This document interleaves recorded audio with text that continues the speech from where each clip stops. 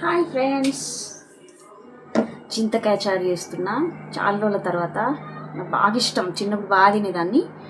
So చూద్దామా ఎలా చేయాలో. యాక్చువల్గా నార్మల్ కూడా ఉడకబెట్టుకోవచ్చు, బట్ కుక్కర్లో అయితే ఒక విజిల్ అయిపోద్దని కొంచెం ఫ్రెష్గా కడిగి చింతకాయలు తీసుకున్నాం. ఓకే,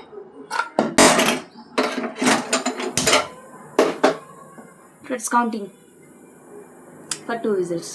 ఓకే, పచ్చిమిరపకాయలు కొంచెం లైట్గా ఘాటు పెట్టి కాల్చుకోండి, ఒకవేళ అంటే పేలే ఛాన్సెస్ ఉన్నాయి కాబట్టి.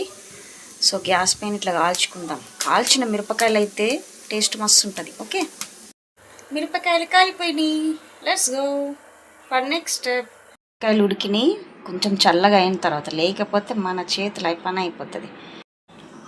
చింతకాయ చల్లగా అయిపోయింది, ఇంకా దీన్ని పిసికిద్దాం. చింతకాయ మిరపకాయలు రెండు గట్టిగా మంచిగా పిసకాలి. పిసికిన తర్వాత దీంట్లో డ్రైన్ చేసుకుందాం. ఓకే, తర్వాత ప్రాసెస్ చెప్తాం మళ్ళీ. పెట్టుకుంటున్నా. కొంచెం నూనె, ఆవాలు, జీలకర్ర, మెంతులు, ఎల్లిపాయ జీలకర్ర కొంచెం దంచేసుకున్నా. తర్వాత ఎండుమిర్చి, కరివేపాకు, పసుపు. అయిపోయింది పోపు.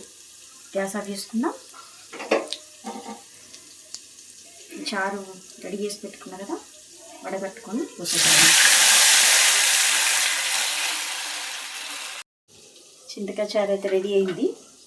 కొంచెం ఫినిషింగ్ టచ్ ఇద్దామా దీనికి. కొత్తిమీర, ఎల్లిపాయ, సాల్ట్. యమ్మీ యమ్మీ. ఇంకా అన్నం తినడం లేదు, తినేద్దాం పదండి. వేడి వేడి చింతకాయ చారు, కప్పడం మస్తు ఉంటుంది. కలుపుకొని మీరు కూడా ఇంట్లో చేసుకోండి. చింతకాయ చారు మస్తు ఉంటుంది. ఫస్ట్ అయితే ఒక ముద్ద తిన్నాం.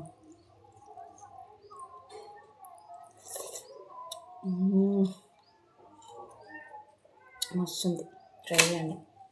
కప్పడం.